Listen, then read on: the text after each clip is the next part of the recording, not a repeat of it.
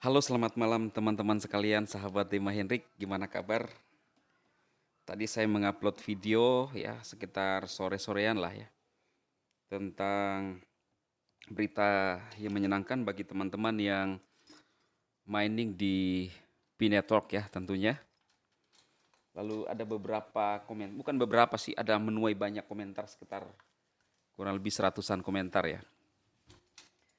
Saya akan menjawab komentar yang menurut saya agak negatif dan perlu saya jawab untuk meyakinkan kepada teman-teman semua ya. Namanya Saiful Saiful. Terus terang konten abang ini nggak nyambung. Kalau Indonesia membuka bursa mining kripto terbesar di dunia, itu hal biasa bang. Tidak ada hubungannya dengan koin Pi, kok jadi lucu ya? Yang tiap hari klik petir tetapi lanjutkan selama masih gratisan. Oh, klik yang tiap hari klik petir tetap lanjutkan selama masih gratisan. Jangan terlalu banyak berharap, mudah-mudahan saja koin Pi listing di pasar kripto.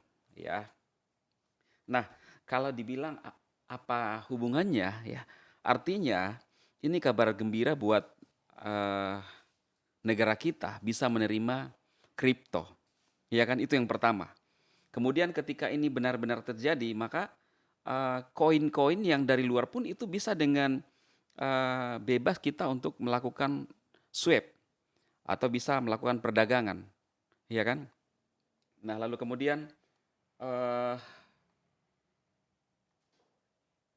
jangan terlalu banyak berharap. Kalau dikatakan bahwa jangan terlalu banyak berharap, beberapa video saya yang menjelaskan kepada teman-teman semua, ya ada juga yang mengatakan bahwa uh, apakah dengan mining dari HP itu bisa dilakukan? Oh, kenapa tidak? Sekarang di era digital, teman-teman, semua bisa dilakukan. Jangan selalu berharap bahwa kita sekarang bisa melakukan mining hanya dari perangkat-perangkat yang mahal. Seperti yang disampaikan oleh beberapa uh, apa namanya juga reviewer-reviewer aplikasi ya. Tidak selalu. Saya berhasil membuktikan di FCC teman-teman. Itu dari HP. Dari HP doang kita bisa mendapatkan keuntungan ya. Jadi kalau teman-teman bilang apakah ada kaitannya, di era sekarang itu semakin gampang. Yang penting kita mau belajar dan kita mau terbuka ya. Di FCC tiap hari saya mining. Koinnya itu bisa di swap ke USDT, dikirim ke exchanger kita. Itu kan real. Jadi kalau dibilang jangan terlalu berharap, ya semua bisa terjadi. Ya, apa yang saya ngalami ini adalah pengalaman saya pribadi. Saya ceritakan kepada teman-teman. Artinya kalau saudara masih berpikiran mana mungkin, mana mungkin, mana mungkin, artinya saudara tidak terbuka. Ya. Kemudian ya itu perusahaan buat nambang juga, jelas bukan nambang pi. Ya memang, tetapi ketika sudah ada perusahaan kripto di Indonesia, pabrik kripto, artinya apa? Legalitas kripto itu eh, diterima di Indonesia, ya kan? Beda seperti isu-isu misalnya OJK tidak mengizinkan eh, kripto, kemudian tidak memberikan izin kepada bank-bank, lembaga keuangan untuk bisa menerima atau pencairan kripto. Tetapi kalau sudah punya pabrik, artinya kan ada keleluasaan untuk kripto itu bisa berkembang. Dan saya sepaham dengan ketua MPR ya yang begitu terbuka dan melihat sebuah peluang ini di era sekarang ini untuk bisa membantu masyarakat kita. Karena dengan kondisi sekarang ini kita butuh terobosan baru teman-teman ya. Jadi kalau orang yang berpikiran maju pasti dia akan dukung, dia akan support. Kalau orang yang masih negatif, aduh, zaman begini teman-teman masih nyinyir, masih ngebully yang mining, apa tidak ada usaha lain ya, menyinyir Nicholas Kokalis, menyinyir para pioners yang sekarang begitu booming di Indonesia. Saya melihatnya ini bukan lagi kepada eh, menyinyir, tetapi lebih kepada ingin mencekal. Ya mungkin saya bisa mengatakan bahwa mungkin ini lebih kepada sudah persaingan kan, ya entahlah. Atau bisa juga hanya sebagai konten. Saya pun jujur teman-teman ya, saya juga sebagai seorang kreator, tetapi saya sebagai seorang kreator yang menurut saya itu bermanfaat kepada teman-teman. Kenapa? Memberikan semangat. Ya, dalam kehidupan ini tidak ada sesuatu yang gampang-gampang saja. Pengusaha atau kita membuat usaha pun semua punya resiko.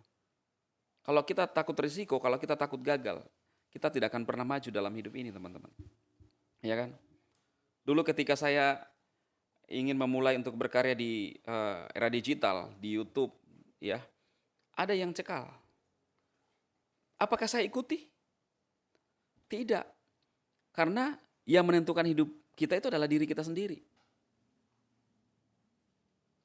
Mereka orang-orang yang tidak mengerti tujuan kita. Jadi kalau teman-teman menambang di Pi Network sekarang, karena Anda tahu tujuan saudara, dan Anda berubah. Ada orang-orang yang konservatif, mengaku dirinya pintar, tetapi sebenarnya pintarnya itu nyinyir, ya kan? Sampai kapan kita selalu nyinyir dari channel kita? Sampai kapan kita, tidak ada kemajuan? Begitu ada aplikasi, ada inovasi, orang buat, kita nyinyir. Apa yang bisa diharapkan dari sana? Kenapa kita tidak rubah pola pikir kita untuk mulai mencoba dulu? Kita ketika lahir, tidak tahu apa-apa kan? Berjalan jatuh, sama. Usaha ini, bahkan usaha konvensional pun sama. Jual gorengan pun sama teman-teman. Kadang-kadang ramai, kadang sepi. Iya kan? Semua berisiko. Tetapi kalau kita takut, saya melihatnya ini, kalau orang negatif ini, saya melihatnya mentalnya yang bermasalah. Ya, kalau saya melihatnya. Orang nyinyir, lalu mulai berprasangka buruk terhadap Nicholas Kokalis misalnya. Oh, diuntungkan Nicholas Kokalis itu yang untung. Pertanyaan saya, ketika saudara atau ada orang yang mereview, lalu menjelek-jelekkan misalnya, viewernya sampai kencang karena menjelek-jelekkan perusahaan orang. Siapa yang untung? Ya dia sebenarnya sedang menguntungkan dirinya. Dari mana? Dari pihak ketiga, periklanan. Mencela orang lain, tetapi dia pun sendiri melakukan hal yang sama. Lebih baik kita pilih yang bermanfaat. Bagaimana membangun orang lain. Iya kan?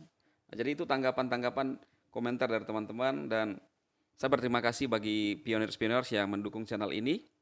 Ya, sehingga ketika mulai saya membahas Pi Network, maka antusias teman-teman yang mensupport itu luar biasa.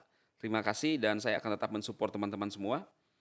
Beberapa aplikasi yang saya juga mining di sana, tetapi saya fokus di Pi Network untuk membangun teman-teman dan juga menghalau orang-orang negatif dari hidup para pionir sehingga tujuan kita bisa tercapai teman-teman. Itu saja yang saya sampaikan. Sukses buat teman-teman semua.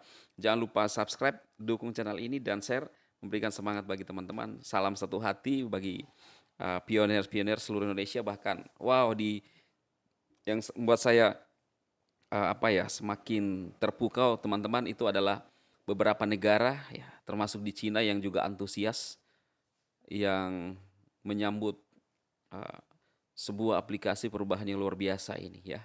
Oke teman-teman, sukses buat Anda semua. Selamat malam ya. Hari ini saya buat video malam, tapi Anda bisa saja menonton di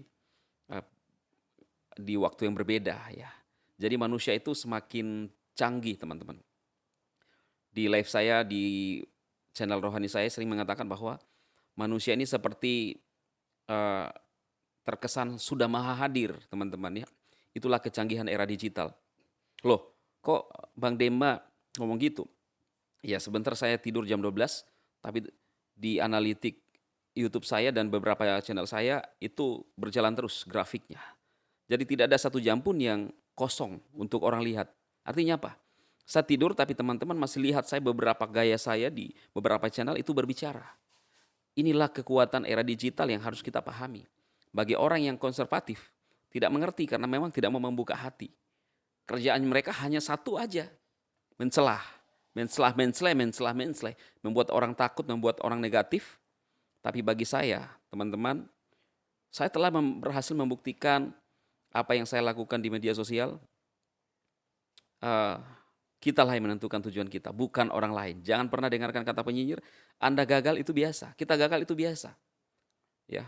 Tetapi bangkit lagi dan pastikan apa yang teman-teman harapkan itu bisa terjadi, apalagi dengan doa.